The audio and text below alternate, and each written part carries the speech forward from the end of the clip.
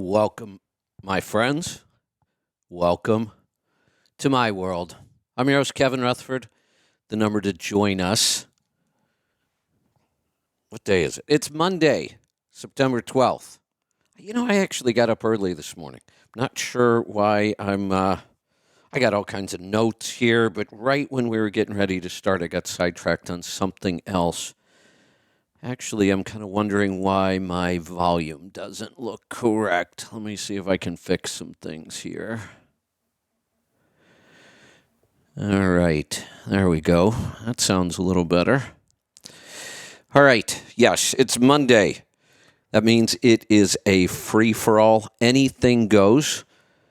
If you have a question, a comment, a topic, pick up the phone and join us. We're opening those phone lines right now, 855-950-3835. Looks like calls are already starting to come in, so I should probably get organized and get with the program here. Weekends, I've just been taking weekends completely away from business, from the news, from politics, from everything, which is kind of nice. I could use the break. Still trying to decide, I'm going to run out of time here soon, if I want to take October off from the news completely. I talked about it last week. And if so, I'm going to write opens for the whole month so I don't have to talk about news or politics. We'll see. Starting to run out of time. We have a lot of stuff going on right now. All good. We are going to get to the calls. Keep them coming. What did I have? I do have a couple things. I'm trying to decide if I want to talk about this now because calls are already starting to come in. Yeah, I'm gonna run through this. So you're gonna have time if you want to jump in. Go ahead and pick up the phone and join us. First off, the economy. I'm really digging deep into just every kind of number and economic indicator I can find, just trying to see if there's some sort of a pattern developing here yet. And, honestly, the closest pattern I can come to, and it's starting to look even more like that, we've talked about it before, 40 plus years ago, the early 80s, late 70s, early 80s, under Carter, the economy really stalled. We had something called stagflation, which was really bizarre. The economy was stagnant, but yet we had rampant inflation. We don't have that right now. We have really bad inflation, the worst we've seen since that time, but we still have a strong economy. The stock market is still doing pretty well. It's been volatile, which is usually sometimes an indicator that we're about to make a big move, and any big move in the market's going to be down. But it's still strong somewhat. It's actually looking pretty decent today. It looks like it's on its way up again. But volatile. We've been up and down for a while, and that's pretty typical. The other patterns that we're seeing that are similar to then, the interest rates are going to have to continue going up. We've already started. It's possible they may get more aggressive. We have a supply chain issue this time that's big. That is really confusing the market. The supply chain issue is actually worldwide. So that's creating a lot of uncertainty in this market. But it's really starting to look a lot like the 80s. I read several economists now that believe that we will have a very sluggish, slow economy for the rest of this decade. That reminded me of the 80s because Reagan took over and it started to turn around. But for the most part, the 80s, just not a good decade financially. But there was something weird about the 80s. We also call that kind of the decade of decadence, where we really started spending a lot of money on things. And I remember this fairly well. I was in Seattle at the time, and that's really when and where Starbucks kind of kicked off. We were used to really, really cheap coffee. Coffee was just cheap. Until Starbucks came along and we started spending, I don't know, back then, $2. Now it's 5 or 6 on, specialty coffees in the morning. That was just one of the things. But that whole decade was kind of remembered that way, except for the fact that a lot of people didn't have a whole lot of money during the 80s. There was a small group that did. We're kind of seeing that again. The really rich are still getting richer in this economy. The poor are probably holding their own, and the middle class is getting hammered, and we're moving a lot of people from the middle class to the poor. That's never a good sign. One of the other things we need to be watching right now, the potential rail strike. Boy, who was it, the ATA or somebody, ATA, says if the rail industry goes on strike, which they're talking about, they're in negotiations right now, that we would need 460,000 trucks to make up for the rail lines not running. That's impossible. We couldn't come anywhere near creating that many trucks and drivers, not even close. I'm not sure that we could create any, really, especially for short term like a strike. Carriers are not going to go out and add a bunch of equipment and hire drivers or even attempt to hire drivers for a strike. So if this were to happen, it's really, really going to screw up the supply chain. So we'll have to keep an eye on that. The ATA is actually trying to work with Congress to get involved and resolve this. Not that I think that's a great idea, but that may happen. One other thing, I'm not going to spend a lot of time on it. I just thought I'd mention it. Driver Appreciation Week is a joke. I've ranted about it many, many years. I'm not going to rant about it this year. I get all kinds of nasty emails when I talk about this too, but it really is. It was nothing but a giant PR campaign to try to do something for drivers because of the driver shortage, but it's really kind of a joke. Certainly you can talk about it if you want. I'm not going to rant about it this year, mostly because the calls are starting to pile up, so we're going to get to the phones. We're going to head off to Massachusetts to get started today. AJ, welcome to the program. Hey, good morning, Kevin. Thanks for taking my call. What's on your mind today? Oh, not bad. I got the pole position today. That's good. There you go. Just wanted to talk about the Who Moved My Cheese book. Read that this morning, or I listened to it on Audible this morning. Had all kinds of. My mind was on fire after that. But you almost think that if everybody in the government read this book, it might get something done. What an impressive read that is. Yeah, it really is. And boy, talk about, it's called a parable or a fable. When I was growing up, the fables were really, we did a lot of them in school. I mean, you learned a lot of lessons from fables. And that's really what this is, a fable, a parable. It's like a cartoon almost written with a lesson. It's really short. It's less than 3 hours, isn't it? It's less than an hour and a half. Okay. Around an hour and a half. Listen. Yeah, I knew it was pretty short. But do it this afternoon again. It really is a great lesson, and it's really good timing right now. I can certainly say in my lifetime, the biggest change has been how fast change comes. Things change so fast now, and for the first 20 years of my life felt like nothing changed.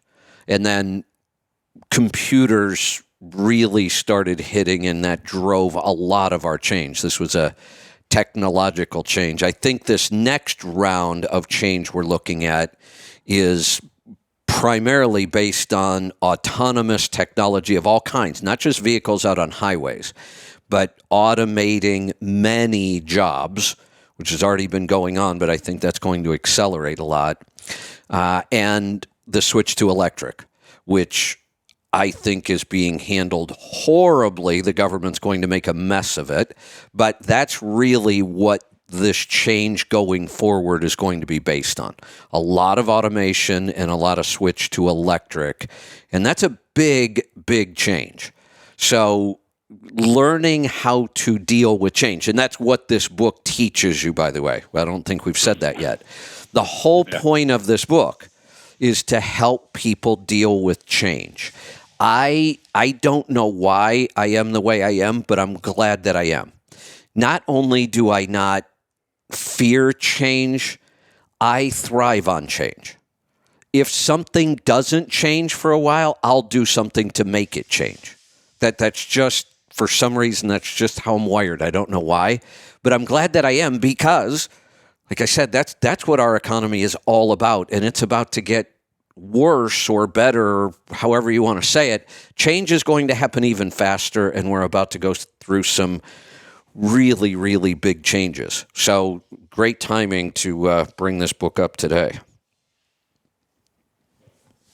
Yeah, it's it can be applied in all aspects of life. It can be applied at several different ages. I just had this talk with my children the other day, 13 and 14, boy and girl, and talking about comfort zones and what kind of hurdles you can come over and get outside your comfort zone, and how much greatness starts outside your comfort zone. And I'm going to apply this book to them because I think it should be a mandatory read. Excellent. In school. Yeah. Kids are going to be facing these changes just as fast as we are, and they're not going to know how to do it. But if they're equipped with this tool, to make it, depression and everything going on with kids nowadays. I think if you got this going for you, and learn how to adapt, how to sniff out, and how to scurry, all that stuff. That's right. It'd be so much better for them.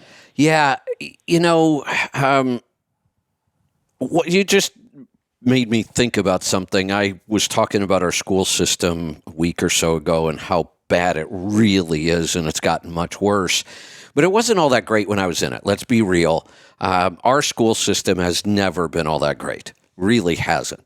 Now, there are some places where, maybe upscale communities that have built some really good school systems. It's fairly rare. For the most part, most of our schools suck, and they always have.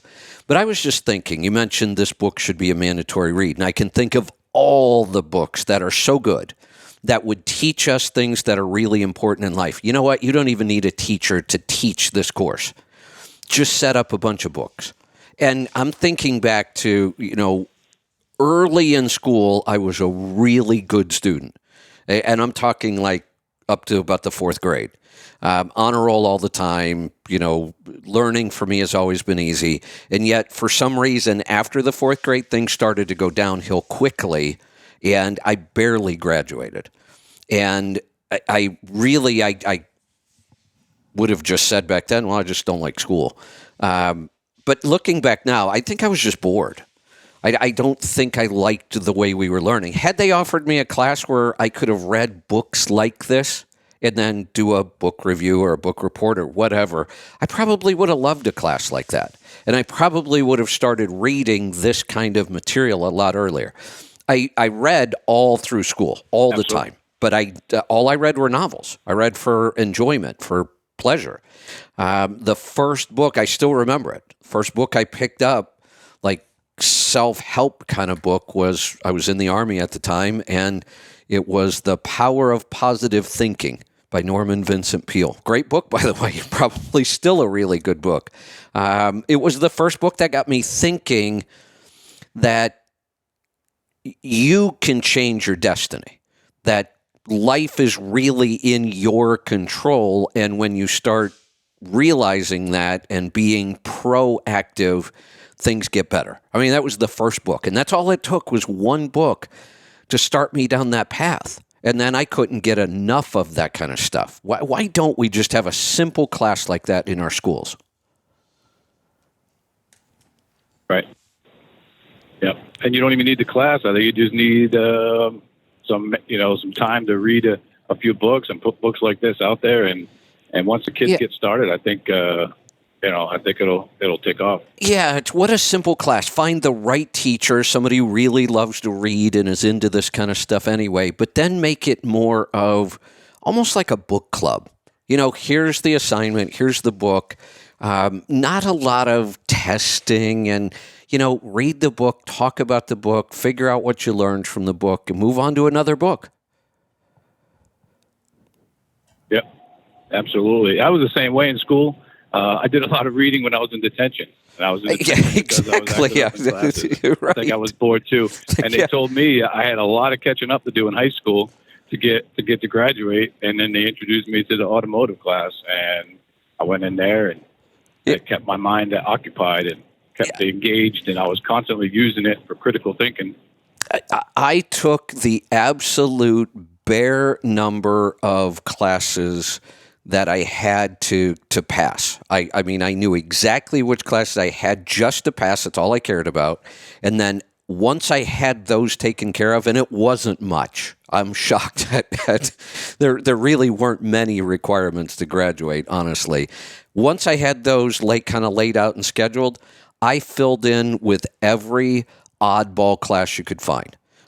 Wood shop, metal shop, auto repair shop, body shop, foods, home ec, you name it. I took every one of those classes I could find. Just something easy to get through the day. Yep. It's amazing what you can do with tools. Yeah. One tool is the oil analysis. I'm the one up in Massachusetts. I got the DD15 that found out that the bearings have lead coating to go through. Exactly. But I'm going to call back with that tomorrow. I got the oil sample of that, and that way Pete will be on, hopefully, and we'll go from there. Sounds good. All right, great talking to you, Kevin. All right, thanks for the call. Let's go to Minnesota. John, welcome to the program. Hi, Kevin. I attempted making my first batch of El Ruderai yogurt today. Okay. Or this last weekend. I was looking on the Tribe, and there was a comment on the sous vide machine that you suggested, saying that it only went for 7 hours. So there was an issue. Somebody had an issue with it. So I went out. Hold on. I have two sous vide machines, so I want to make sure we're talking about the right one. I have an old Sancerre that I've had around forever, and it doesn't even have a timer. You just turn it on, it'll run forever. There's no timer on it at all. Then the new one that I really like is the Joule. It does have a timer, but it absolutely does not shut off after 7 hours. You can set the timer for as long as you want. I set the timer for 36 hours and just took a batch out this morning. I think they had the fault. I think it was a U-type shaped one that you recommended for making yogurt before you bought your second. Yeah. There was one there was some that almost looked like a gun kind of shape. Yep. I know what you're talking about now. Yeah, that was one of the early ones I recommended. But I that's why I wanted to make sure we're talking about the right one, because I immediately switched to the Joule. I still think I have a lower priced out there, because the Joule's fairly expensive. Right. But anyways, I went to go pick up a second one. I didn't notice the temperature. So the lowest temperature, the one that I picked up, was 104. And I had already mixed everything up by the time I got that far. So here's the thing. Kind of garbage, throw it away. No, don't throw it away. It is going to be garbage, not because of the temperature. I have a feeling that 4 degrees, I don't know if that's going to matter or not, but we can't tell on the first batch. The first batch of El Ruderai is always a mess. If you do everything perfect, your first batch is going to be a mess. Your second batch gets better. The third batch gets better. By the fifth, it's perfect, in my experience. Now, it's interesting you bring up yogurt today. You know how I've always talked about the life lesson that we learn a lot more from our mistakes than we ever learn from getting things right? Yep. I'm about to experience that. So when I first started making the yogurt, I made the El Ruderai. First batch is a mess. Take that immediately, which I'll do today. You create your second batch, and then it starts getting better. And then my El Ruderai was just beautiful, rich, creamy, had dozens of batches that came out beautiful. Every other yogurt in the list, first batch was perfect. Rich, creamy. I'm using the A2 half and half.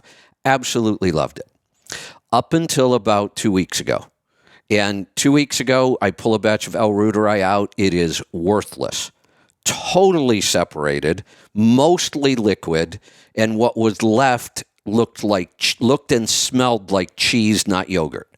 Like I'm not even going to attempt to use that as a starter. So I had some frozen starter, so I went down and grabbed that, tried another batch, did the same thing. So then I thought, all right, I'm just going to start all over. I'll start over with the tablets. I know the first batch is going to be a mess. At the same time, I'm going to make a batch of the Bomber because I'm really craving some yogurt. I haven't had any for 2 weeks. So I make 2 batches, just finished them this morning right before the show. I open them up. They're both a mess. Unedible completely. I'm thinking that, and I don't even know if this is a possibility. Here's the problem. Because everything worked for me right every time I did it, I have learned nothing about what to do when it goes wrong. So I'm in the same boat as everybody else. And when people would ask me, they would post pictures, these really bad batches, all water separated. And I'd go, I don't know what to do because I've never had that happen.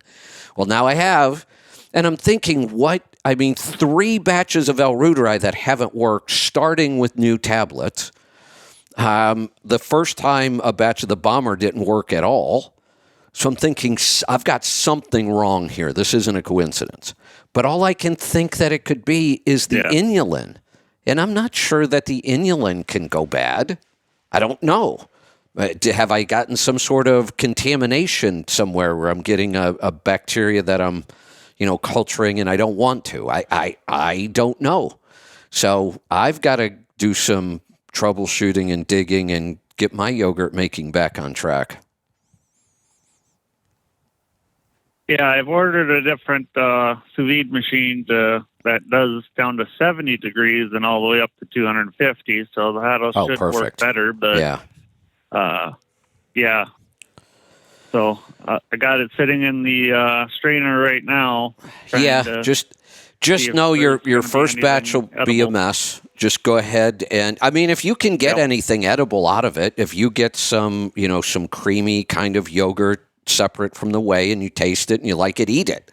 But most people don't get much usable out of that first batch of El Ruderai.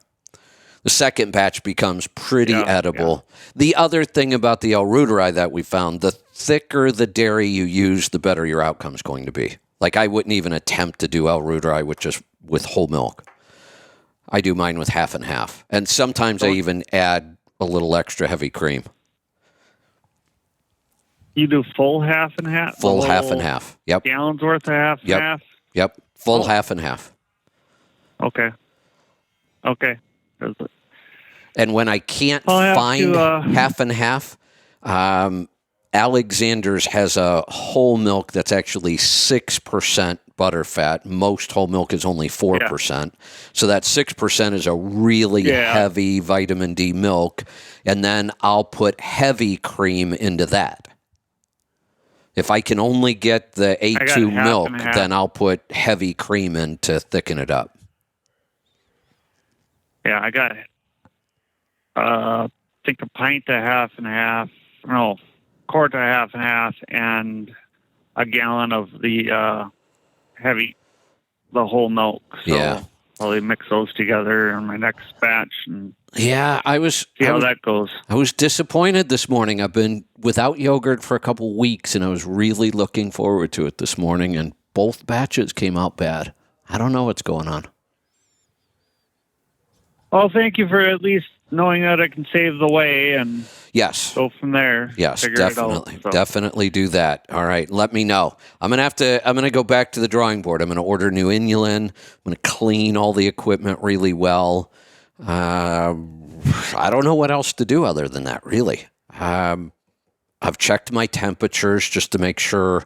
I mean, the odds of both sous vides being out of calibration all of a sudden would be odd, but I checked that, the obvious stuff. All right, we've still got some calls. Lines are open. If you want to jump in right now would be the time. 855-950-3835. It is a free-for-all today. Anything goes. Pick up the phone and jump in and join us. We're going to head off to Texas. Bob, welcome to the program. Good morning, Kevin. Thank you for taking my call.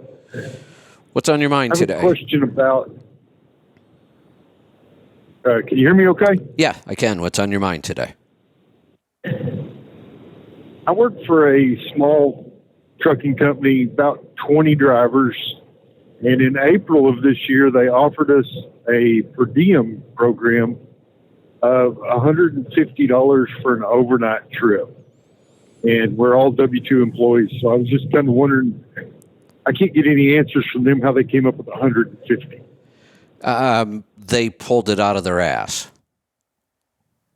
That's what I was thinking. Yeah, and it makes no sense. In fact, it's going to be wrong, and it sounds to me like they're going to create a problem. If they say overnight, to me, that means one night, right? Yes. Well, one night only pays $67. You can't pay $150. That was kind of the discussion I had with them. They acquired a new CPA. It was going to save them a bunch of money, and I understand their savings on the side of it by paying us that amount. Yeah, it's easy to save money on taxes if you just cheat. Hell, that doesn't take a good accountant. Anybody can figure out how to cheat. But yeah, they're going to put this on the driver. The driver's the one that's going to get screwed here because most drivers do not know how this should work. I'll explain it to you so you know. If they pay you too much, it's your responsibility to report it as excess income and pay tax on it. That's your responsibility. Correct. Yeah. Yeah. So if at the end of the year, you sit down and you say, I'm just going to use random numbers. I had 100 overnights. They paid me $150 for every one of them. I have more than double the amount of per diem I qualified for. And I have to calculate that. I can claim the per diem. Well, actually, the per diem I did qualify for, I just ignore. I don't have to do anything with that number. I don't have to report it anywhere. But because they overpaid me, you have to report it and pay tax on it as excess income. Correct. And here's a scenario that will happen. I can promise this. I've seen it before. The IRS does not catch stuff like this. People think, oh, it has to be okay. I've done it for years on my tax return. So what? All that means is you haven't gotten caught yet. And most people never do. I mean, even if they hire the 87,000 more IRS agents, yeah, about twice as many people will get audited. But in the world you and I live in, small business owners with the amount of revenue that's average in this industry, audits are about 1%. So even if they double the number of agents, we could say, okay, maybe now 2% will get audited. That's 2 out of every 100 people. So the other 98, every one of them could be cheating 16 different ways, and the IRS will never know it until they audit them. Some people never get audited. Some people go decades cheating and never get caught. It's actually fairly common. So, but here's what is going to happen. Somebody will get caught at this, and I can tell you exactly how it's going to happen and how bad it's going to be.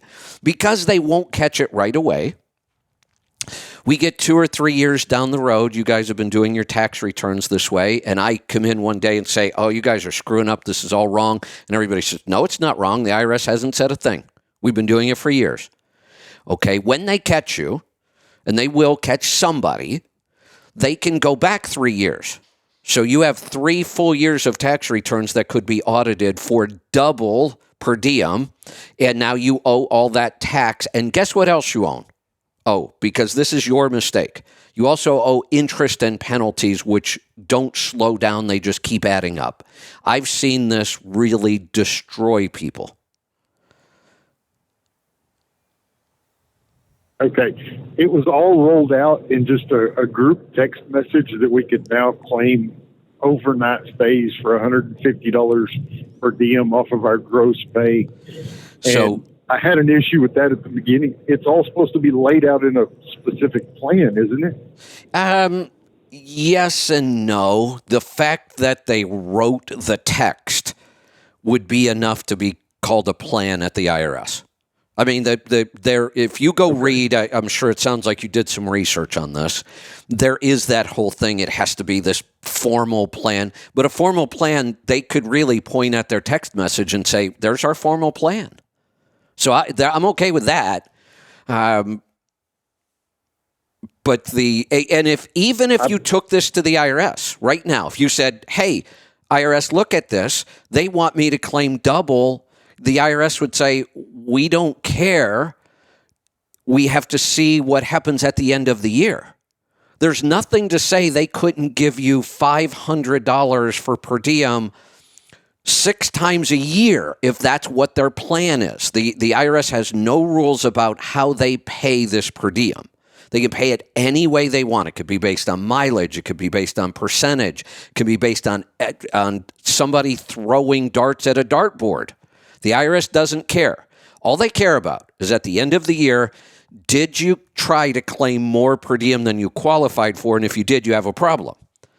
If you claimed less than you qualified for, there is no problem, and they don't care how it got calculated or paid. All they care about is the end result. Did you claim the proper amount or not? Okay. Do you think I'm going to be in trouble? I was participating up until I had a sizable check. We don't need to guess. I did not participate. You don't need to ask me to guess, because that's all I would be doing right now is guessing. But we don't need to guess. All you need to do is go back over that time period, count the number of nights you were away from home, and multiply it by 67. That's how much you qualify for. Then just add up how much they paid you, and what's the difference? Did they pay you too much or not enough? Okay.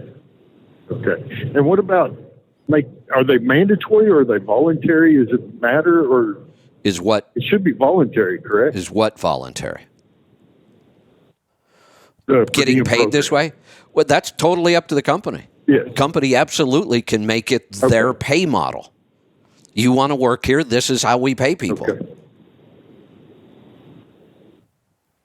Okay. Yeah, you don't have to agree to this at all. Right. Okay. Well, thank you for your information. You answered a lot of my questions. You're welcome. Thanks for the call. All right, lines are open, 855-950-3835. Pick up the phone and join me. Anything goes. If you have a question, a comment, a topic, anything at all you want to talk about, jump in and dial right now. We're going to head off to Pennsylvania. Jeff, welcome to the program. Good morning, Kevin. I have a tax question. I am an LLC being taxed as an S Corp. I've got it's 2-truck operation, and I've got 4 personal vehicles. Now, I'm to the time where I need to replace one of my vehicles. And I'm wondering, if I buy another vehicle, can I put that solely in my business name and deduct it 100%, all expenses and everything with it? You can if you only use it 100% for business. Well, right, but just the fact that I've got 3 other personal vehicles, I guess it would be pretty easy to say that, yes, this is just used for 100% business. It doesn't really matter. All those things that we try to say we're doing to justify, the IRS could care less about any of that. Here's my take on vehicle deduction. I don't ever really try to say the vehicle belongs to the company and is only used for company business. You just open yourself up for a problem. The IRS kind of knows, look, if you have personal vehicles, they're getting used. Your kid took it to prom, whatever. They know that a small business is going to use vehicles personally, business. So they give us two different methods. And here's the thing. When it comes to, they give us the actual expense method. And that's really what you're talking about right now. You would have to use the actual expense method. So you would get depreciation, you would take actual deductions for insurance, for fuel, for maintenance, all of those things. It's a lot of work. You have to keep the receipts just like you would for your truck.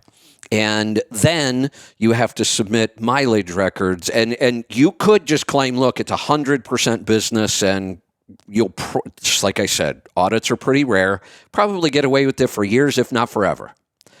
But you can probably get just as big of a deduction and not have to keep all the receipts if you just say, look, I have vehicles, 4 of them. I use them all sometimes for business. And all I'm going to do is keep track of my business miles, and then I'm going to take a deduction for the mileage allowance. And the allowance, honestly, is about double what we really spend for a vehicle. Okay. Well, that sounds like a better idea, and that's why I called you, just to find out what would be my better option. Here's where you would get a bigger deduction if you do it your way, and you may decide to do it that way. If you're going to claim it's 100% business and it really ends up with not a lot of miles on it, that's what's going to happen. Really, how much driving do you do for business?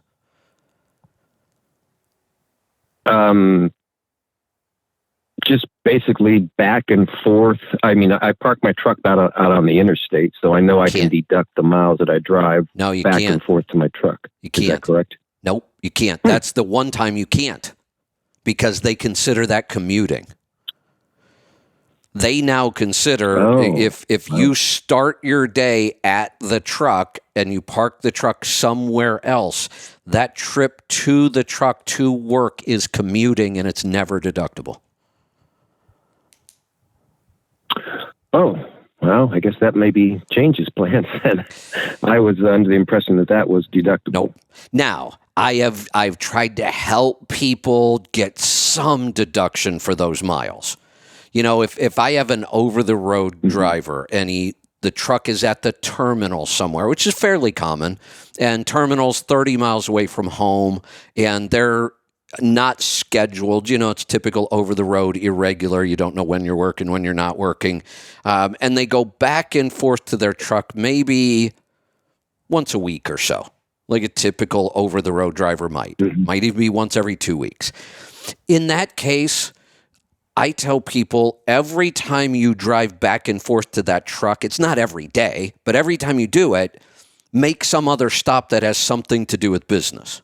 And then that whole trip now becomes deductible. So if I have to drive to where my truck is and I stop at the drive-thru on the bank and I deposit a check, that's now the whole trip is going to be deductible. It wasn't commuting anymore. I had another reason for doing it. You can't get away with that every day. Okay. If you go back and forth to your truck every day, you can't get away with that. If you do it a couple times a week, we can get away with it most of the time and get a deduction out of it. But if most of the miles are going to be commuting, then there's no deduction. And again, if you then wanted to claim, no, look, I bought this $40,000 car and we only put 6,000 miles on it last year, then you would get a bigger deduction by using real expenses. And then you just, deal with it in an audit if you ever get one. Or you just say, I'm going to take the mileage. Well, I mean, but if it's low mileage, you paid a bunch of money for a newer car and you don't put many miles on it, your deduction's just not going to be that big. Well, yeah. I mean, I'm not looking at buying a new. I'm looking at buying maybe a $5,000 or $6,000 vehicle. Take mileage. I don't really buy. Take mileage. Take mileage. Yep. Okay. Yeah. I was just looking. I mean, I was thinking, since I have to buy something, I want to try to, every dollar I spend, I try to make it tax deductible if I can. Right. And but right. So I guess just now here, let me do you know what the ask mileage you this. rate is? Like, go ahead. I'm gonna say like 59.5 cents or something. That changes quite often. Okay. Per diem usually only changes once a year if it changes. Some years per diem doesn't change at all. The mileage allowance changes based on gas prices sometimes. So I have a feeling gas prices shot through the roof, and I haven't paid attention. My guess is it's up in the high 50s somewhere. That's just a guess, though. You want to go look it up, and you do have to stay on top of it. It just does change throughout the year. We keep it updated we have a way in our software, Profit Gauges, to track your vehicle miles, because it is deductible. So we explain to people in there, here, just do the mileage, and we keep that mileage number updated. So you don't even need to know it. All you do in Profit Gauges is just put in your total miles for the month, and it calculates, and we keep that updated. Right. So, but it is possible, though. I mean, if it's going to be really low miles, I could basically put this in the business name and deduct everything. You could. Depreciated insurance and any repairs or anything. I mean, that sounds like that would be a bigger deduction than if you have low mileage. The mileage thing. Right. But if you have low mileage, then that. Yeah. Well, and the other thing is, you don't have to decide this till the end of the year. Just keep track of everything both ways. Keep track of all your mileages, keep track of all your receipts. And then at the end of the year, we can calculate which one we want to use. Yeah. Now, let me ask you this. So many different let me ask you this. No, I get it. And that was going to be my question. You already have 3 vehicles. Are you buying this primarily for a tax deduction, or do you really need another vehicle?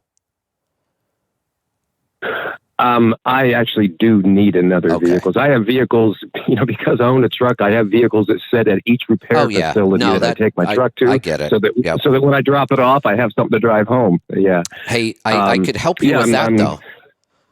It's really easy to install a hitch and a tow bar on your truck.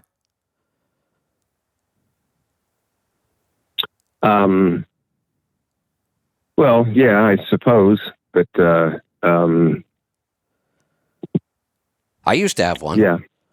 I had a hitch and a tow bar. Well, yeah, and when I would go to the shop, I just hook up my car to the tow bar and off I'd go, and I didn't have to mess around with the ride. Oh, well, yeah, I can see where that. Unfortunately, where I park my truck, or where I have to leave my trailer, is right pretty close to some of my repair facilities. But for me to have to, I suppose I could drive home where one of my cars, or just, I mean, logistically, I guess that would work. But since I've already got the vehicles, but what I'm saying is, why go spend another $6,000 now? 3 vehicles and a tow bar setup. I bet we could make this work. Well, yeah, I mean, you are correct, but the condition of my vehicles, none of them are in real good condition. So I need to buy something that is in, I think I'm going to have to get rid of probably a couple of these because they're not going to pass inspection. So I need to buy something. So I do need to buy it. I'm not just spending money for, yeah. So, but thank you for your help. I appreciate that. And I'll just have to make the decision on what I want to do as far as how I'm going to treat this. Yeah, exactly. So, all right. Well, thank you, Kevin. You're welcome. Thanks for the call. All right. All of our phone lines cleared. If you want to jump in, now is your opportunity. 855-950-3835. Last couple weeks, phones have been just slammed. So it's a quiet Monday right now.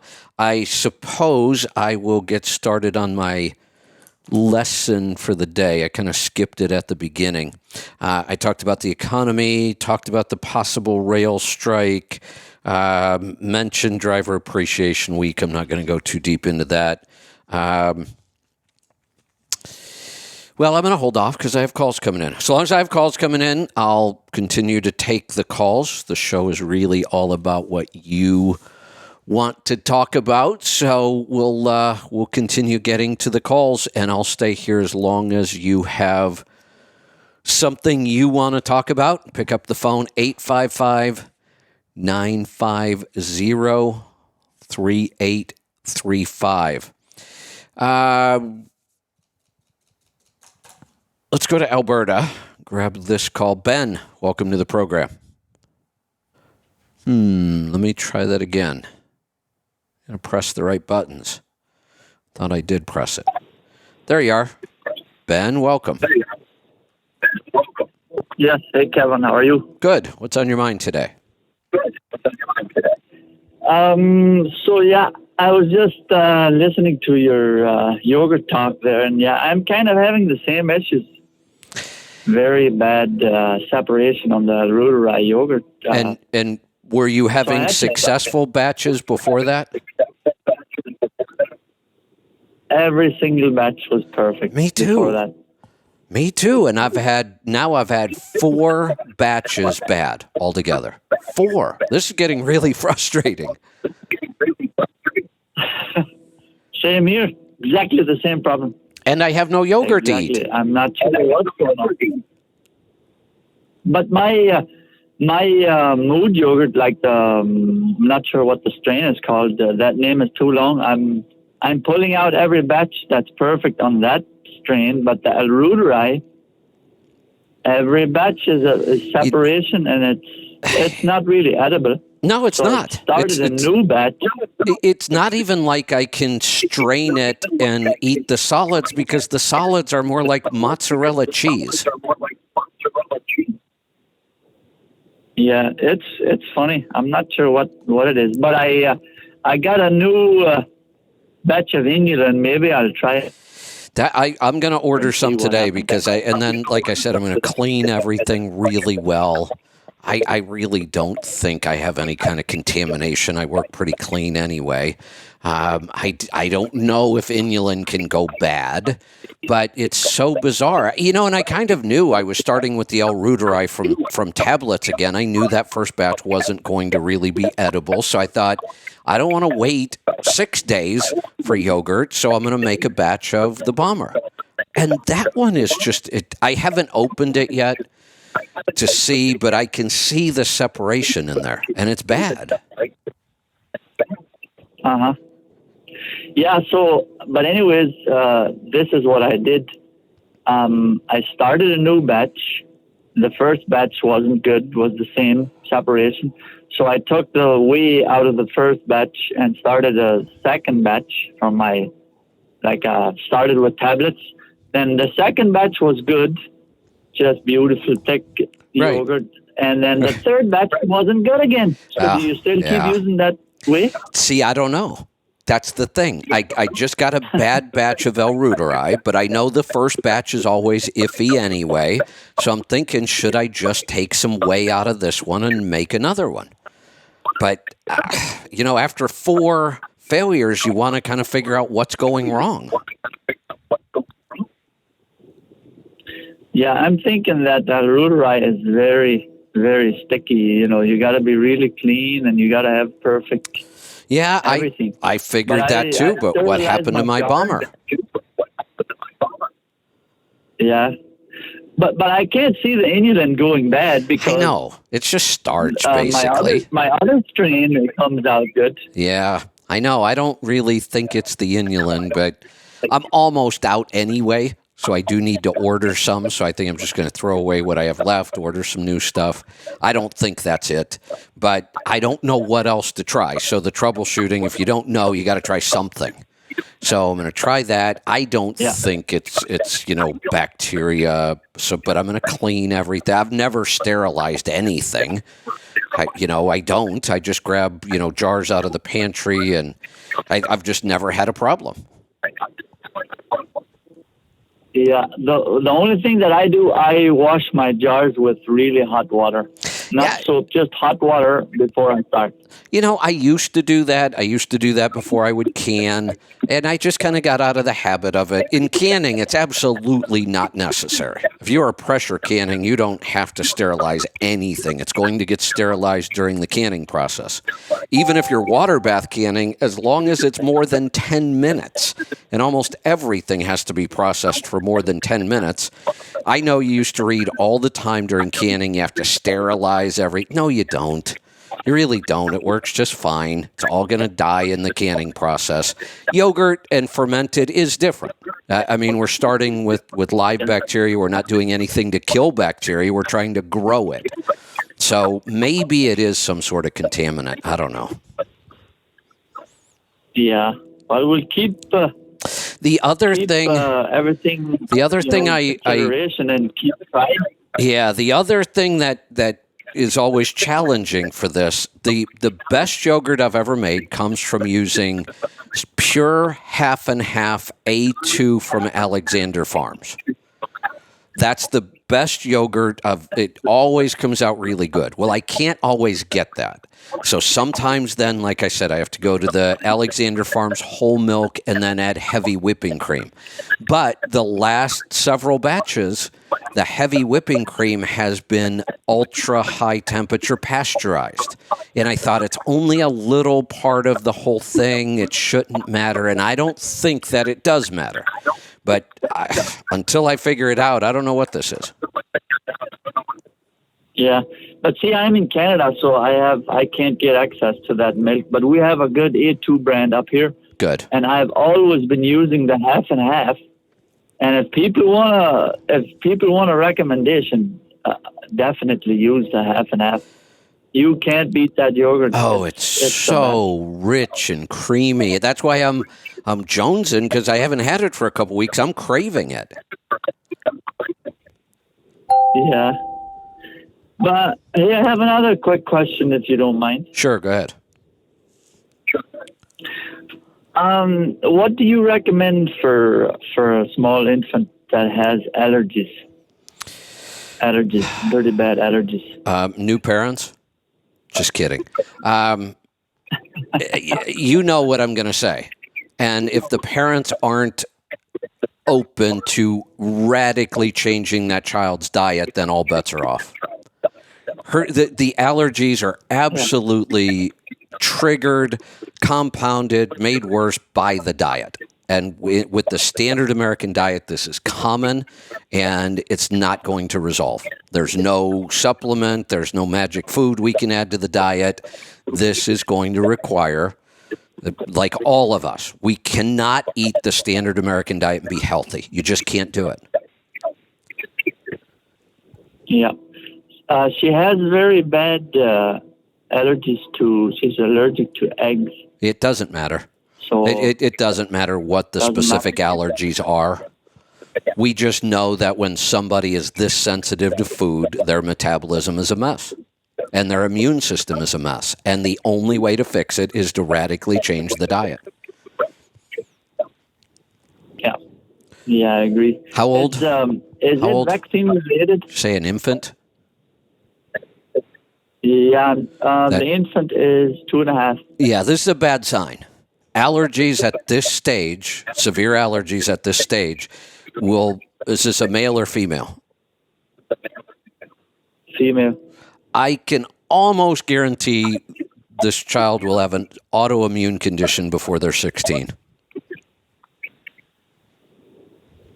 That's pretty sad, eh? It is, but we can almost predict it. When the allergies hit that early, yeah, you can kind of predict this is going to be one of those horror stories.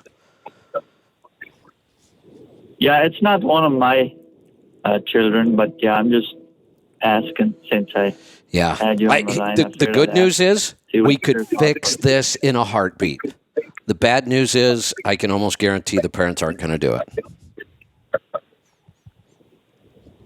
Yeah. Yeah, well, it's like your show really keeps me motivated. Good. Because like other caller was last week, he said, it's just, but once you get into the habit and it's a learning curve, you get it, you just switch to that lifestyle for a couple of years. And you never want to go back. Exactly. I could see where 30-year-olds would try this. They lose some weight, they feel really good, and then they think they can go back to the standard American diet. When you start hitting your 40s and 50s, you realize you can't. You absolutely can't. There's going to be a bad outcome if you do. I remember 8 years ago when we first started talking about keto, and it was just nonstop. It doesn't work. It doesn't work. It doesn't work. Well, then we proved it worked, and then it's not sustainable. It's not, well, here we are 8 years later. I think that's pretty sustainable. It's one of the first diets we've really seen that is actually sustainable. Yeah, and really carnivore is keto because I switched from ketogenic to carnivore, and I feel better on carnivore. I do too. Everything is better on carnivore. I do too. Carnivore-ish foods and carnivore. Yeah, fermented carnivore. Yeah. I've kind of got this down. Lots of meat, lots of fermented food, little bit of starch throughout the time to feed the gut bacteria. I think that is a really good human diet, and I think it probably mimics as close as possible how we ate as hunter-gatherers. I have a feeling almost everything we ate as hunter-gatherers was somewhat fermented. We didn't have refrigeration. We weren't washing and sanitizing stuff. There was bacteria everywhere. Most of what we ate was probably in some stage of fermentation. Yes, exactly. Then I know this actually freaks people out, but you have to remember food was scarce. So you didn't get picky as a hunter-gatherer. Hunter-gatherers were known to eat the contents of the stomach of the animal. Not the stomach itself. They ate that too, but they ate what was in the stomach. And most of the time, that was very heavily fermented. Uh-huh. See, and I'm only 33, and the reason I started this lifestyle was because I couldn't figure out what was wrong with my lower back. Yeah. I had to go to the chiropractor constantly. It was a constant trip to the chiropractor. And I had a very good chiropractor. I still go to him, I don't know, twice a year or something. But I don't have to go near as many times now because my lower back is resolved. Like inflammation is all it was. I started going to a chiropractor when I was 13. I had to. I threw my neck out bad. So I started going to a chiropractor, and they fixed it, made it better, but I would go constantly. Every time I moved, I'd go find a new chiropractor. My son, Michael, started going to a chiropractor when he was 2. He threw his neck out when he was 2. I've been going to chiropractors my whole life until the last 8 years. I really, and I would say, boy, I should go every, a couple times a year just to get adjusted. And I think, why? I don't have any neck pain. Mine was never back. Mine was always neck. I don't have any neck pain anymore. I don't get headaches from those neck pains that I used to get. So I haven't been to the chiropractor in years. I'm trying to remember the last time I did go. I think I actually injured my back doing something, which is unusual. First time in my life I've ever injured my back. And I went to the chiropractor. 2 weeks later, all the pain was gone. I've never gone back. Uh-huh. Yeah, it's just the same way with me. I just quit going because I don't need to go anymore. Right. Why go if I'm not hurting? I can't believe it was so simple. Just because of listening to you and you keeping me motivated. And it's just it's just amazing how this diet works and lifestyle. Excellent. Good. Well, I'm glad to hear you adopted this in your 30s. That's awesome. I didn't start till my 50s. And I love the fact that we have kids starting this now. Not enough, not nearly enough, but we'll take what we can get. Let's go to New York. Phone calls have piled up now, so it's going to take me an hour to get through them all. Bob, welcome. Thank you, Kevin. Thank you for everything you do. Hey, Bob, if you could come closer to your phone or maybe turn up your headset or something. You sound really quiet. Yeah, Kevin and Mike were talking about that the other day, so I just turned it off. Okay. That's better. And we're on the subject of personal... I can turn you up some on the board, so go ahead. Okay. You were talking about personal vehicles and deductions for taxes and stuff like that. Now, I have a pickup truck that my wife kind of forced me to get for running my parts, being greasy and all that good stuff. Am I allowed to claim repairs on that vehicle? Were you listening to the last call? You have two methods. You decide on a method, Okay. either real expense or straight mileage. Those are the two methods. So if you chose mileage, then no, you won't deduct the actual repair. You just deduct the mileage allowance. If you choose real expenses, then yes, you keep all the receipts, you deduct repairs, insurance, gas, Thank you. all of it. Yeah. I just wanted a clarification on that because I wasn't sure, Yes. with the mileage, if I could do the parts and stuff. No. Okay. Thank you very much for your time. The way you said that, I want to make sure we're clear. You said, with the mileage, can I deduct parts? No. Mileage is mileage. That's it. Then there are no receipts, repairs. Yep. Now, without trying to get too confusing, I do want to throw in a couple of exceptions, just so everybody understands. When you do mileage accounts for things like depreciation, repairs, insurance, gas, all of those things. There are two things that come to mind that you can add on top of the mileage allowance. Now, if you're taking actual expenses, you would take these things as real expenses. But if you're taking mileage, there are two exceptions that you can add on top of your mileage. And once you know what they are, it actually makes sense. It's tolls and parking. Parking, hey, some people will go forever and never have parking or tolls, so they don't build that into the allowance. But if you spend money on parking for that vehicle or tolls, you can add those expenses on top of your mileage allowance. Okay. Got it. All right, sir. Thank you very much. You're welcome. Thanks for the call. Let's go to Texas this time. Fred, welcome to the program. Hey, Kevin. Good morning again. What's on your mind today? I had some really good numbers this weekend. Hey. I only did 2 days of the protocol. Calling and bragging about your Friday sleep ran is going to really- piss me off at some point. I know it is. You I have, know it is. actually, I love seeing it. I really do, because I think to myself, look, at this age, people still can sleep good, so maybe I'll get this figured out. Well, someone posted on one of my someone wrote on one of my posts about overnight stress. Do you have any issues with that? Me? Or have you been looking at any of that? Oh, absolutely. Yeah, you I look at personally. it. Yeah, absolutely.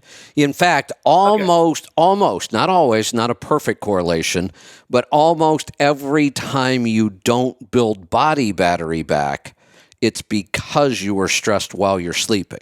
Here's the other thing, and I think we can see this somewhat in yours. You have awesome sleep numbers. I mean, high 80s. Very few people get to those kind of numbers. I saw one the other day. You actually posted 7. I may be getting a couple of them mixed up, but I think it was over 7 hours of sleep. On the awake, 0 minutes. That's almost unheard of. Yes, that was Friday night. I had a very long day. I actually had to make a U-turn in a rail yard, almost like a straight job with my spread axle 48 for flatbed. So it was a little stressful. And I didn't tear anything up. Thank God. I took my time. But when I got done, I went to eat with my wife, and I said, I'm just gonna set no alarm. And my wife was actually up a little early, so it was one of those. I slept until she woke up. Yeah, not 1 minute of awake time during all of that sleep, which is pretty incredible. But here's the interesting thing, and this is where we're going to learn. You have awesome sleep scores, but your body battery does not get back to 100 all that often. No, I haven't seen 100 yet. Okay, now, I was wondering. I didn't think you did. I've seen was 85. Yeah, was 85, and I think Sunday morning when I woke up, I was 84 or 86. So there's no doubt in my I haven't gotten mind. there yet. There's no doubt in my mind that sleep is important. And sleep would help with a lot of these issues around body battery. But you're a great example of sleep isn't everything, no matter how good your sleep is. Right. And I still believe that we're not measuring sleep as accurately as we could. I just think there's still so much about sleep we don't understand. So the interesting thing I want to see as you continue to do this, I want to see your HRV number come up. And I want to see you get to the point where you can get to 100 on your body battery. Right. And that's, I've been neglecting the breathing during the week. It's just one of those things I don't have in a routine yet. Right. So I've been neglecting it as far as, I don't do it when I wake up. When I wake up, I go in, either take a shower and get ready for the day when I'm on the road. And when I go to sleep, sometimes I just kind of read, and then I'm laying down. I just kind of shut the book and go to sleep. Yeah. So I have to put the sleep, the breathing into my routine every day. Yes. I went back in and looked at a couple of videos this weekend with James Nestor, the breathe, the breath book. Yeah.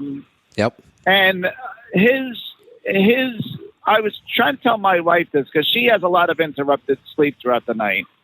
So I told her, I said, you should really, I'm not telling you need to do the blanket and every crazy thing that I'm doing because she thinks it's crazy. I said, the breathing really helps. And I said, if you don't want, go in the room by yourself and figure it out during the week when I'm not around. So, you don't think I can say, I told you so, or anything like that, craziness. I said, I was talking to her this morning because she woke up at 11:30 last night and couldn't go back to sleep till 3. Yeah. And I'm like, well, try this, James. That's what I did. I looked at the James Nestor this morning, and he has that 4-7-8 routine where you breathe in for 4 seconds, hold it for 7, and breathe out. Correct. For 8. Right. And that he says 2 things. It slows your heart rate down, so it's good for anxiety, and it's also good to relax the body. So I told her, I says, why don't you try to do some of this stuff prior to going to sleep? Get off your phone and just do this consciously, because she's on the phone all the time. Yeah. So yeah. Well, and that's part of the problem. On the phone on social media, she's on the phone. That's part of the problem. She's on the phone doing some kind of game or something like that. So, social media and our devices are destroying our sleep. Oh, 100%. Now I'm on the phone during the weekend, but normally on the weekend, I set it on my table, my nightstand, face down, and leave it there all weekend. Now I'm on it because I'm trying to gauge the oh yeah, right. And answer some questions if I can. Yeah. Now while I'm posting stuff. For the most part, on the weekends, my phone goes dead because I do the same thing. It gets plopped down somewhere, and I forget about it for the whole weekend. Yeah, and I used to do that until recently, since I started tracking these numbers. I also wanted people to see what kind of stress I'm putting myself through the breathing, the blanket, and the X3. Right. So I posted that stress numbers Sunday morning as well. I didn't look at those. I want to see right that. After. Yeah, now I never got to 100, but I did get up in the high 80s and 90s throughout that little cycle of whatever it was, half an hour, 45 minutes. Last night I got busy. I was in the pool yesterday. I had a great body battery. I really kind of overworked myself. Then I stayed up late prepping food for the week, and I actually set my clock early this morning to get up because I was finishing my second batch of yogurt, which I wanted to get into. Now, when I did the yogurt back about a year and a half ago, I was doing it in a Instapot. I didn't realize we needed to have a certain temperature, so I was getting yogurt for probably none of the benefits out of it. But I was doing the El Ruderai. So when I realized that we needed to be into a certain well, I'm just going to chalk it up. It was good tasting, there you go. I was using goat's milk at the time. So I didn't want to get the but then as you progressed with it, I was following it. So I just did a batch 2 weeks ago, and then I did a second batch last week, this weekend. So the first batch came out kind of a cottage cheese consistency. Yeah. Pretty common on the first batch. And I still ate it. What I did was I crushed some strawberries in it, and I still used it. I still ate it, and I have some with me now. The second batch, I didn't measure. I measured the inulin, and what I did was I found this really good milk. I posted on the site. It's forget the name of the brand, but they're from Iowa. And it's low pastured, non-homogenized Excellent. milk. And so I used this batch here. I kind of put a half a pint of whey in there from the first batch.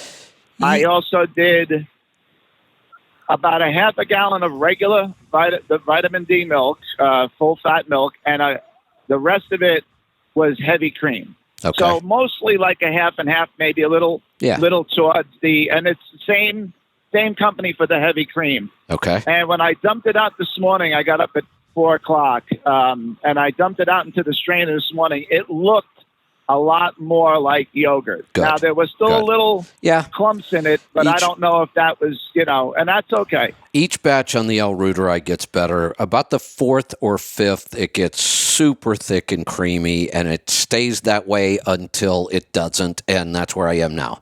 Something has gone wrong. I haven't figured it out. Now, I've been making the yogurt for over a year.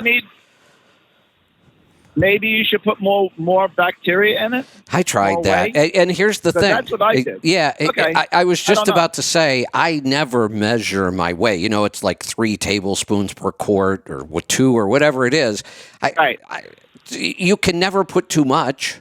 So I don't ever worry about that. I put plenty in there because you can't put too much. So I don't worry about that. So that's not my issue.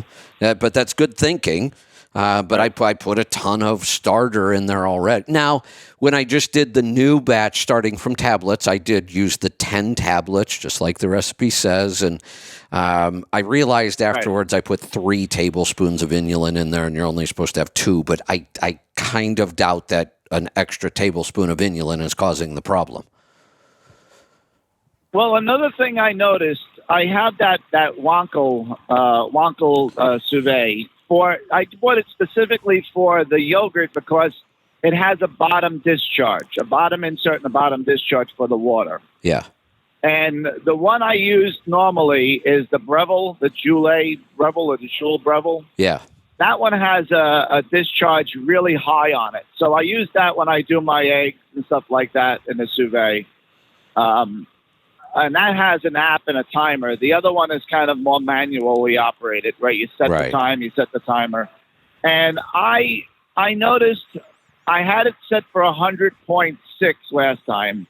This time I set it for 100.2, and I was only getting the water up to 99. So about 12 hours into it, I raised it up, and I got the temperature back to 100.1, which I thought was a good... I don't know, maybe the 99, because last week maybe that might have had something to do with it. I've never even tested my temperature. I kind of figure, how do I know that the thermometer I'm using is any more accurate than what the sous vide is reading? So I've never really tried to check water temperature, but I've never had a problem before. Yeah, I have an for the grill. So I grilled a steak, and when I came in, I just said, I'm going to dunk it in there and see what it's doing. And it was 99.3, and I'm like, well, let me jack it up a little bit. Then I got it to 100.1. Here's the thing. Here's the thing. I have to believe at 99 degrees, it's going to culture. Maybe not, so. Maybe you get, a million less CFUs. But we're talking about hundreds of billions. So if I have a couple million less because my temperature was a little cool, I don't think it's any big deal. I would have to believe that it would probably culture at 95 degrees, just not as well. So I don't think it's a temperature variance that would screw up the whole batch. Now, if you made a mistake of culturing your L. reuteri at 109 like some of the other yogurts, that could destroy your whole batch. Too hot, I could see, just kills the bacteria and you have no yogurt whatsoever. Well, would it be if it's too light? Maybe that's why you're getting the clumping. I don't know. I don't know either. Yeah, I don't know either. I know. I'm going to go work on it after the show today because I want some yogurt, damn it. I hear you. So, but that's all I had. Like today, well, I only had 5 hours. I mean, of course, my sleep is good, but I had 5, maybe and a half or something like that, I think it was. But my body battery today was only up to a 46.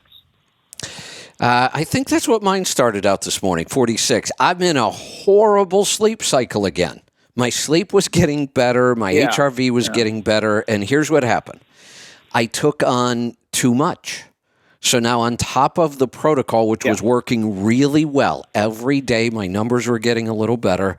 But then I started the wing foiling, which is really physical right now because I don't know what the hell I'm doing. And it's really stressful. So that's really taking kind of a toll. And I mentioned the other day that Lisa and I decided instead of looking for a new coach, we're just going to redo this one. It's just time. I like it. I don't want to get rid of it. I didn't want to spend this much money. Some of this stuff gets really expensive, but I would spend far more if I went and got a new coach. So then we started looking at all the stuff we want to redo, and I decided I should just do the stuff that I can do fairly easily. I mean, there really isn't much I couldn't do if I really wanted to. It's just a lot of work, a lot of time. I'm not really set up for it. But so I'm going to do, thought it was smaller stuff. So I wanted to replace the interior lights. The interior lights on this thing, I have hated them from day one. They're those low voltage lights where you have the light bulbs that have those 2 stupid little wire prongs. I hate those things. They're hard to put in. I would spend 2 hours going through the whole coach, making sure every light works. And at the end of the day, I'd have 3 more not working again because just a little bit of vibration and those things stop working. And a connection to change the bulb was like multiple steps. There's a trim ring that has to come off, and it doesn't always come off easy. Then there's you got to take some screws off to get a light cover off. Then you have to pop another light cover off, and then you can finally get to the bulb. And they're constantly going out. I should have replaced these the first year I bought the damn thing. So I decided I'm going to redo the lights. Not that big of a job. Except it is a really big job. That coach has 58 interior lights, and they're all on like a ceiling. They're all up above you. They're either under cabinets, so you got to kind of lay under the cabinets and work on them, or they're on the ceiling, and you're working over your head the whole time. And I've got to rewire these. I've got to put new clamps on them. Actually, I found this killer light that I absolutely love. It's an LED. It's touch activated. It'll turn blue. You can dim them. They're really cool lights. I just couldn't get them to fit exactly right. I was trying everything. Then I had an idea. Last year I got Lisa Glowforge for Christmas. Have you ever seen those? No, what's that? It's a laser cutter. It looks like a giant, remember the old wide format printers? Like they used to print spreadsheets on them? Right. That's what it looks like. It's about that size, got a glass top, but it's a laser cutter.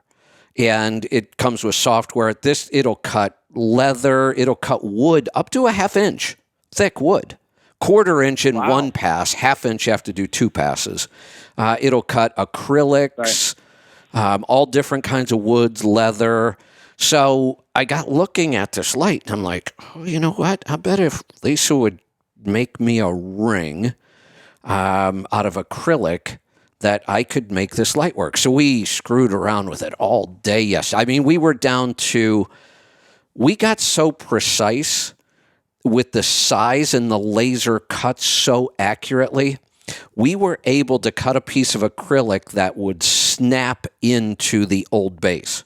Like we didn't have to screw it or glue it or anything. Wow. We got it to where it would snap in there, and then you can just pop it back out. So I had her make these templates, but 58 lights over your head. I've taken them down and reworked them a couple times till I got it exactly right. And I have been so sore, my upper shoulders, my neck, because you're looking up the whole time, working up over your head. So between the protocol, the wing foiling, and the stupid project, and the garden is kicking my ass right now. I spent like 4 hours yesterday just trying to re-tie up tomato plants because we had horrendous winds that were ripping everything apart. So between all of that, I've been sore and just not sleeping good at all. Last night was like 3 hours and 20 minutes. Yeah. Wow. Yeah. I've had those nights, but only because I didn't actively try to sleep. But my wife's like, I'll have a real quick funny. We're having coffee Sunday morning, and I come out and I said, I had good sleep last night. She says, you always have good sleep, goddammit, type of thing. And so I said, look, my body battery is 82. By the end of the coffee, I was down to like 79. She says, every wife takes the life. Your wife is taking the life right out of you. I started laughing. Yeah, that's what you women do to us. That's right. I said, when I married you, I had a 32-inch waist. I had hair like a lion mane. Look at me now. I'm a broken down shoe. I told her. Yeah. No, I figured out what takes the life right out of you. Life takes the life right out of you. Yes, you're right. You're right. But my HRV, my 7-day, if I could pull it up real quick on the phone here, happens to be in the 30s, I believe, 32 or 34. Okay. That's why. Because it's on here now. That's 31, why. 31. That's the explanation. That's my 7-day average. That's the explanation of why you can sleep so good with such scores but not get your body battery back to 100. That's why. Your HRV is low. Yeah. Right. So, I mean, I have had 40 in the 40s. I've even had a few days where I was in the 50s waking up. That may correlate to my body battery being very good. I should look into that a little better. It usually does. But I think with the protocol, if I can just keep on it and also get some of the breathing incorporated with my week, it might help me as well. We'll definitely be. There you go. Keeping it up. All right. So sounds good. We'll look forward to the next report. Let's go to Illinois. Brandy, welcome to the program. Kevin, I have a friend that I kind of want to stay around a little longer, so I've been investing in her health. I got her on Cardio Miracle. I keep asking her, do you notice any differences? But the one that always she complains about is the creepy crawly in her leg. It keeps her up at night. She's taking some kind of medication to make her sleep. And when I called, Brittany said probably life balance. So I'm just trying to make her life longer and better. Yeah, so what we're talking about here, the official term is RLS, restless leg syndrome, and a lot of people do suffer from this now. It can be partially a mineral imbalance. What we do tend to find, though, is this is very, very common when somebody is eating the standard American diet. Many people, in fact, almost every case I can think of, resolved with diet alone. I agree. How old is your friend? She's in her 70s. Okay. The reason I ask is there actually are two different forms of RLS we see. If it shows up before somebody is 45, it tends to run in the family. We haven't found the genetic link yet. If there is one, there may not be a genetic link, but it does happen to run in families when it shows up before 45, and it gets worse over time. Usually if it shows up after 45, it doesn't get worse. It stays the same. It doesn't go away unless you do something to make it go away, but it doesn't get worse. It doesn't require medication. There are some things that can absolutely help. There are some things that are risk factors. We would check iron levels. Low iron levels can cause a problem. Chronic kidney failure, which a lot of people have, and we just treat it like it's normal. We see that go hand in hand with this. Diabetes and rheumatoid arthritis, both. Celiacs have this a lot. And then there are some medications that make it worse. Antidepressants, antipsychotics, antihistamines, and calcium channel blockers can make this worse. So good sleep hygiene, no alcohol and tobacco, but the real key here, like everything else, is the diet. Eat a paleo-based diet, this tends to go away. Yeah. I agree. It's trying to get people to... I know. When you have the knowledge that you present and nobody wants to listen I know. to you, and you're hearing you say, but I'm telling you, this will work. Just try it. Prove me wrong. Do it for 30 days and prove me wrong. The testimonies alone. I know. Say it. I know. And I could go find you. Yeah, I could go find you at least 10 testimonials that were about restless leg syndrome, and it just disappeared for people. Yeah. Well, like I said, I'm investing in it little by little. Good. And, trial and error. There you go. And that's all my question. Thank you, Kevin. You're welcome. Thanks for the call. Let's go to Pennsylvania. Joe, welcome to the program. Hi, Kevin. What's on your mind today? Hey, Kevin.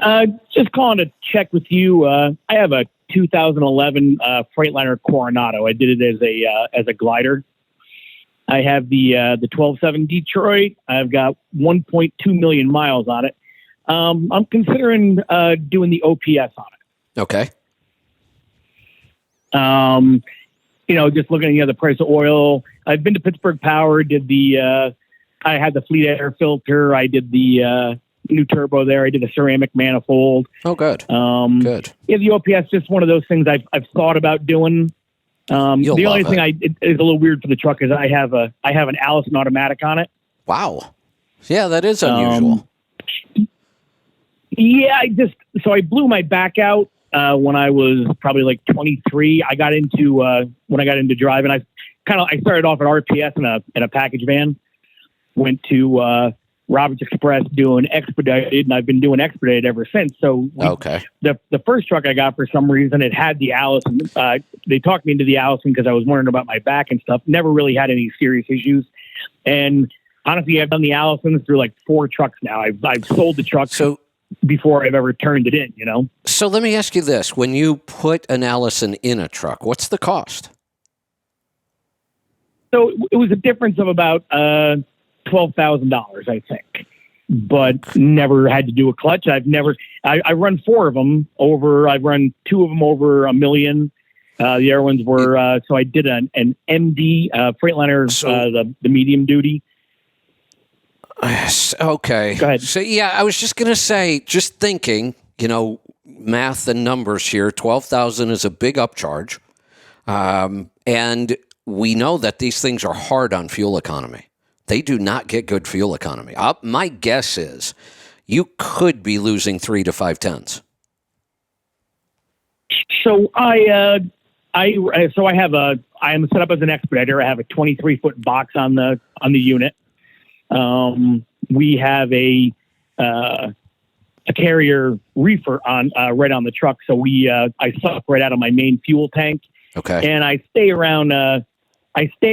So my fuel mileage that I figure out with the reefer sucking out of there, I stay around 7.7 to 7.8 is a normal week. What's your total weight? So yeah, total weight on the truck itself with everything weighs 24.5. And then what's your typical cargo? 1 to 2 pallets. We really don't haul any weight. The truck doesn't, for a Class 8 truck, it doesn't work. That's what I thought. So high 7 sounds good because we're all used to talking about Class 8 trucks pulling 80,000 pounds. But to give you another example, right. The glider that I built, that wasn't a glider. The Volvo that I built, the last one I pulled our toy hauler with, we were pulling a 43-foot toy hauler. We were way overweight on everything. I used to tear up wheel bearings and axle springs because we were always overweight on that thing. There were times we were touching 13 miles to the gallon. 11 right. I could hit on a 30-day average. So there is a lot of room for improvement in fuel economy on your trucks, and I think the biggest change you could make is to move away from the Allisons. Why not just have a 2-pedal auto shift? So I couldn't. So I mean, I did this truck. I did it new for myself back in 2011. So I probably could have at that point. I mean, we were still having, that's when you were having the problems with the engine and the emissions and stuff. So I stayed with that. And there were still enough issues, not so much the issues with the 2-pedal as much as the truck and stuff. I just stayed with it, and I probably could have. I mean, a lot of the guys do what we do now. They run the 2-pedal auto shift, and they have the. They're probably up around 11 plus without trying. Yeah, I was just going to say, after learning more about the operation and the kind of weights, I said you might pick up 3 to 5 tenths. I was thinking of Class 8. You may pick up 2 full miles to the gallon. Yeah, and I really didn't think of the problem being the Allison too much, earlier on, just where the mileage was. Yeah, it is. I mean, it's one of the reasons why I struggle with fuel economy on my Coach. Hell, I have a C13. Right. I know how to get good fuel economy. The Coach has great aerodynamics. I mean, honestly, when you think about it, there's not bad aerodynamics at all. I don't have a gap to deal with like we do on a tractor trailer. Sure, I've got a big flat front, but once the wind gets past that, there's almost no other real obstructions to speak of. It's a pretty smooth, and I struggle to get 6. I mean, I put my trailer on there. There are times I get 4.5. I mean, it's awful. But a big part of it is that crazy driveline. That Allison, not only is it inefficient in every gear, that's also technically what we would call a triple overdrive. The final ratio in that overdrive on a lot of those is like 0.6 something. That's a horrible when I mechanical had power, disadvantage. What we're doing there is, if we go underdrive, that's a torque multiplier. But when we go overdrive, that's a torque reducer. We lose torque, which means the engine has to work harder in those gears, and that's what kills our economy. Yeah, the Allisons. Now, I know they came out with that 10-speed Allison, and they made a big deal out of it, said it was going to be more fuel efficient than any of the transmissions on the market. I don't know if it is or not. It didn't catch on enough. Nobody's running them. So it's hard to get numbers on that. I think that was the price, right? Yeah, and they're heavy. And they used to be. I haven't checked that, but I think there's a significant weight difference between, that 10-speed Allison and say our new 12-speed or 13 and 14-speed generation. The smart transmissions. So I don't know, unless Allison can truly figure out how to get past the weight and cost issue. I just don't think they're ever going to compete with the auto shifts. Yeah, it doesn't since because I did it before the auto shifts even came out, and they, I think the technology caught up and passed the Allison. I'm even wondering why the Coach manufacturers don't catch on to this. They've always put the Allison in there because they wanted a super smooth shift. Well, these new smart transmissions shift just as smooth as that Allison does. Right, and prior to I'm trying to think of how long this was. So it was actually over 10 years ago, the previous truck, right? We had broke down and we had done a rental and we had the 2 shift. And it was a pretty hard shift and everything else. And I did like the Allison compared to that. Yeah, there's no doubt. But they've really improved that a lot. Yeah.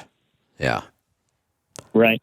So anyway, so basically my question was, so I have the 12.7. I have 1.2 miles on that. Like I say, we do the expediting. We're probably down to, we don't really do over 100,000 miles a year. My wife drives team with me. Okay. We don't have a hard operation, but I am thinking about just putting the OPS on there for I have the 12.7. I would. Absolutely. 1.2. I don't use that. I don't use any oil at this point. That's excellent. The truck is, wow. It's easy. Yeah, that's awesome. So if I do the OPS, go straight to synthetic. I would. If you're not burning any oil, yeah, I would go right to synthetic, and I'd go with Rotella synthetic. Okay, all right. And so I did this as a factory Rayman, Detroit, when I did the glider. So I did bearings back at like 800,000. So they were standard size bearings. I didn't have to do the oversize or anything. Oh yeah, I'm sure you didn't have to do oversize. Did they even show anywhere? No, not really. It was one of those things. I've just done it long enough. I just did the old school, right. Replace the bearings. Didn't need to be done at that point. But so we've done them. I've done the injectors. Like I said, now I'm just thinking about just doing the OPS and just seeing how to ride it out. What do you think? I mean, without using oil, I mean, how far do a lot of the guys get with before you have to do you can do a reman on that, right? You could, but I wouldn't. Or like a in-frame. Right. Yeah, no, I'm not planning on it now. Right. So when we talk about doing an in-frame, really the problem we're solving, the reason we do the in-frame is strictly oil consumption. That's the only reason we do it. There's no other reason. So when those cylinder kits start to wear out, we lose the crosshatch, start burning oil. That's why we do it. So now that we have these, we have new materials to make the rings out of. They use different techniques to build to make the rings. We're now seeing diesel engines that just don't burn oil anymore. I mean, that's right. To me, it's bizarre. Brand new diesel engines, we used to figure you're going to burn a gallon every 15,000 miles. That was just standard. Then as they wore out, it got worse and worse. When it got down to about 3,000 miles a gallon, we'd say, let's do the in-frame. Now we're telling people, don't do an in-frame. It's not going to do you a bit of good. You're going to spend $20,000 and not improve anything. We could make things worse, honestly. So no, don't do it. How long is the engine going to last? I have no idea. None. Sure. Now, the one thing we do know, the longer we run these engines, rebuild them, run them longer, they're not burning oil, so we're running them even longer, the odds of a catastrophic failure go up. It just does. But we were tracking 2 N14s that were at 2 million miles and hadn't been rebuilt. Right.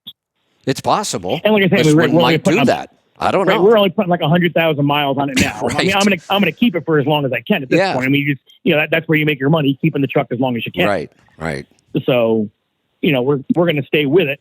And I just wasn't sure, about down the road. I mean, I'm sure I'll get 5 more years out of it. I'm gonna get it back over to Pittsburgh Power now. I'm due for the overhead again. So I figured while I was in there, I would do that, do the OPS, and just see where I got to. Yep, I think you'll be all set. Okay.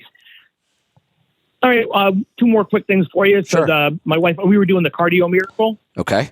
And so the only thing we thought about the Cardio Miracle was the sweetness of it, like that. I can fix that. Like so we fixed it with lemon juice. Oh, perfect. The other thing that'll fix it tastes really good, apple cider vinegar.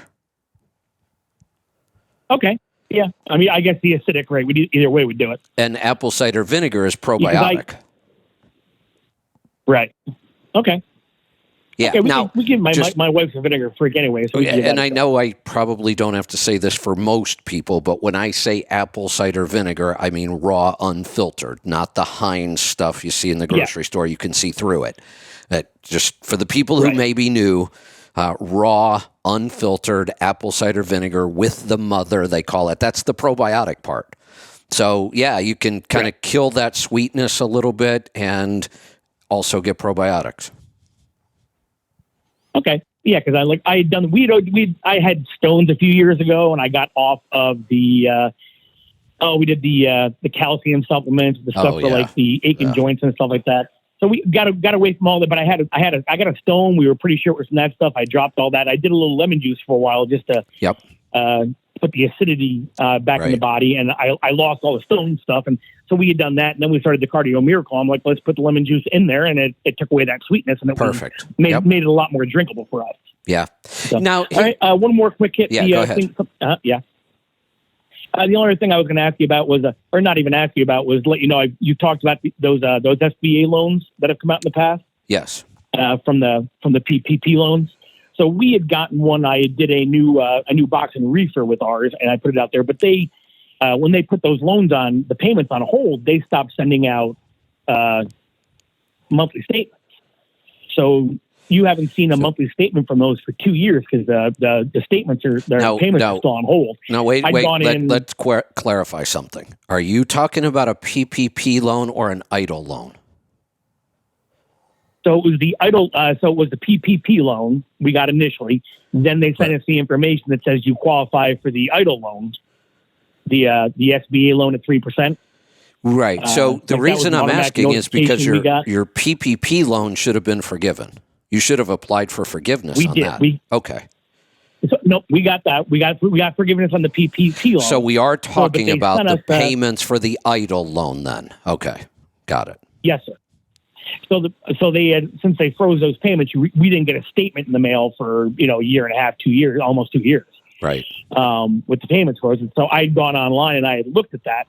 And, it's one of those things just out of sight, out of mind. I knew better, as everybody does. I mean, you have a loan, you're accruing the interest. Yeah.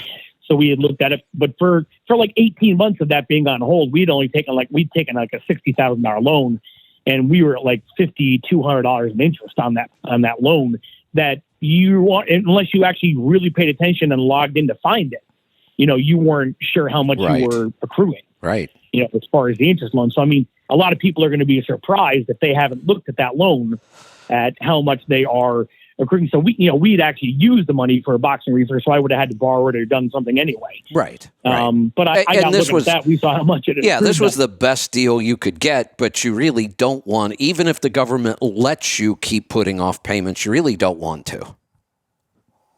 Sure. Right. So we actually, once I saw how much I'd accrued on there, we'd done good enough over the last couple of years that we just paid it off. Good. Because it was one of those things you weren't paying attention to because you weren't getting the statements. Exactly. And, I don't know what they're going to do, come November, I don't know what they're going to do again. So I just looked at my wife and we just pulled it out of savings and we just paid it off because it was just ridiculous. But I mean, people aren't looking at it. That money's accruing. Yes. Good. So, okay, that's all I had for you. All right, that's all I need. Thanks for the call. Let's grab another one here. We're going to head off to Kansas. Tim, welcome to the program.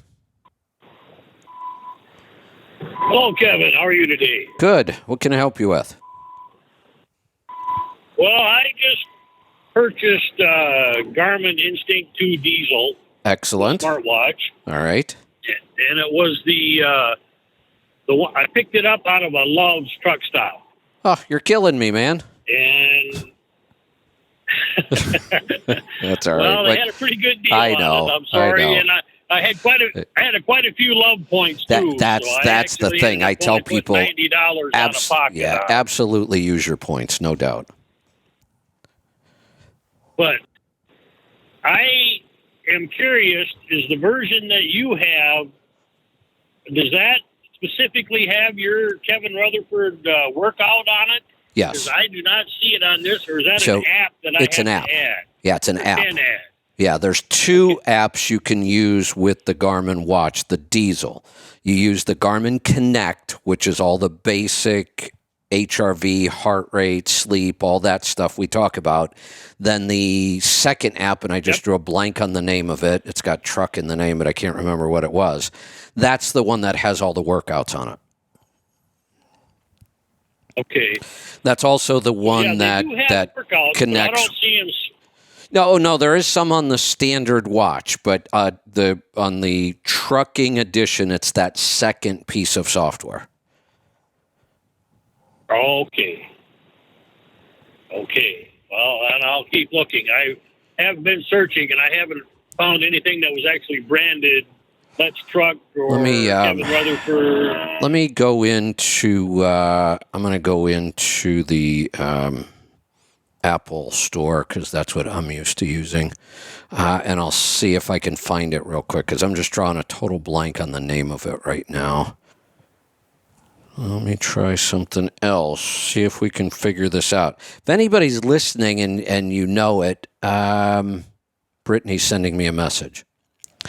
So Garmin's website says to search Diesel, D-E-Z-L. Okay. So in the App Store, type in under the search, and I'm going to go do it right now on my phone and see.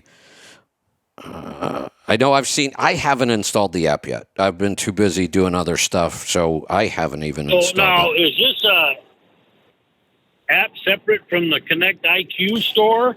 Yes. You go directly to the Garmin site? Okay, that's why I haven't seen it. I haven't actually done it. All right, so yes. So if you go to your App Store for your phone and you type in Diesel, D-E-Z-L, it will come up and it will show that it's for navigation. Actually, boy, they got a hell of a rating. They have over 4,000 ratings with a full 5-star rating. Man, maybe I should go get the app. People must like it. Yeah, but that's the one. So you can actually have 2 apps on your phone for the one watch. You have the Garmin Connect, and then you have the Garmin Diesel app. That's also the app that allows you, it's got the exercises on it, but it also allows you to connect to your Garmin Navigator in your truck and show all of your health data on your Navigator if you want. Okay. And then now if I wanted to share my stats, I go into Friends and I would just type in like Kevin Rutherford or I think so. I haven't played with that yet, but we need to get in there and start doing some more of that. So yeah. Well, you were talking to the last guy, and you're able to see his stuff. I didn't know. Well, what he does, the process, or if that was. Now I'll tell you his process, and this was a lot of people do. They're using the app on their phone. So they bring up the data, they just screenshot the phone, and then they post it on Healthy Tribe. Oh, okay. That's what Fred was doing. There may be a better way to share in there. I should probably, we've got, I should write all these questions down. We have Eric coming back with us here in a couple weeks. Eric from Garmin's going to be back with us. So we'll get some updates and we'll clarify all this stuff. I'm sure there's an easier way to share, and I'd like to get that out to everybody because I want to start getting more of this data in. Oh, yeah. I mean, I just bought the watch yesterday, so I'm definitely climbing the learning curve yet. So got it. There's an awful lot of stuff there. So, and I just wanted to comment, too. I was just going to say, Brittany I'm about 3/4 of the way through. Yeah, go ahead. I'm sorry. No, that's all right. Brittany, we have a big delay today for some reason, and when we have a big delay like that, I can kind of hear it in my headset. It makes it harder to talk. It just, the conversation, you end up talking over each other when you have a big delay like this. But I swear to God, the internet is getting worse. I've been dealing with it for 30 years, and I would have thought that it would have been much better by now, but it seems to be getting worse. We're always fighting with it. Brittany just let me know that Eric will be on the 21st. Okay, I'll watch for that. And that was my other comment was going to be I'm about 3/4 of the way through Atlas Shrugged. Oh boy! And yeah, oh boy! Isn't that a crazy story? I wasn't aware that it was extensive. Oh, it's like 60 hours on Audible. Yeah. Yeah, I think 64. Yeah, something. So, right. Yeah. It keeps you busy for quite a while. It's a whole week's worth of listening. Yeah. Yes, definitely. Are you enjoying it? When I'm listening to you. So, yes, I am. It's quite a story for as long ago as it was written. I know. Well, and here's the thing. She grew up in communist Russia. That's where that's her background. That explains exactly. an awful lot, yes. Right. Yeah, she grew up in communist Russia. She emigrated to the U.S., I think, before she was 20. Thinking she was late teens, early 20s, maybe. I'm not sure about that. She was a screenwriter in Hollywood. That's actually what she did. And then obviously she wrote a lot. She has a ton of books, manuscripts, articles, all kinds of stuff. But Atlas Shrugged is the big one. The Fountainhead is really good too, but The Fountainhead isn't political at all. No, well, not really. Not like Atlas Shrugged is. It's scary, the parallels that I'm seeing between today's society. Yes, it is. And, the way we're headed. Yes, it is. I swear this administration that we're dealing with right now looks a lot like the administration in that book. Some of the stuff they do is so ridiculous, you look at it and go, that can't be real. So very true. I mean, think about this. All we can do is hope for the best and prepare for the worst. Think about this. We had just recently, we had that little scare with the Ministry of Truth Department the government was starting. Are you kidding me? That's straight out of Atlas Shrugged.